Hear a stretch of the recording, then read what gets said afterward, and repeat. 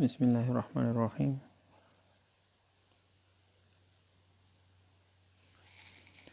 د امینونو جوړښت د ایمایت په مقابل کې د الکان امین نایتروجن اربیټال دا تقریبا sp3 هایبریډایز دی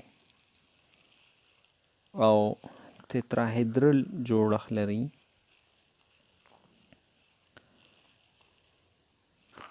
مونږ که میتایل امین سټرکچر واخلو، د میتایل امین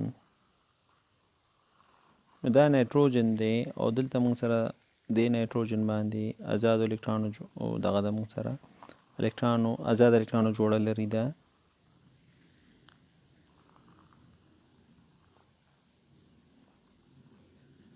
آزاد الکترونو جوړه لري او د میتایل ګروپ دی. میتایل امین سټرکچر کوم واخلو، ساده الکان امین، او دلته چې کوم هایدروجن دا لري دا زموږ طرف باندې دی، مونږ ته ښکاري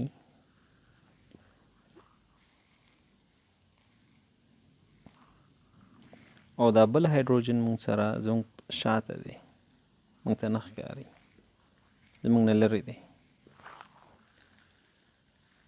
د دې نایتروجن او دې کاربن ترمنځ د باڼو اوږدوالی 1.4 انګسټرامه دی او د نایتروجن هایدروجن ترمنځ باڼو اوږدوالی 1.01 انګسټرامه دی.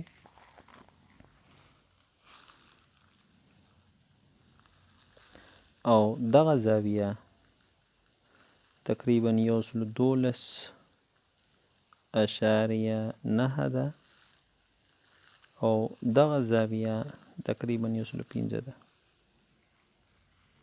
105.9 ده.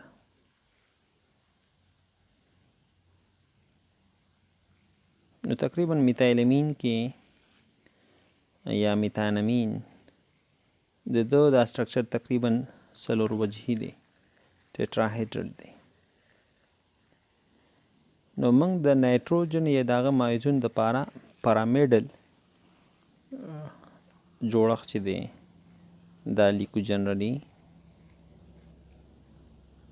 پرامیډل، لکه د فرعون چې کوم حرم شکل دی دغه چې کوم هغه آبادیانې جوړې کړي هغه شان سټرکچر دا لري.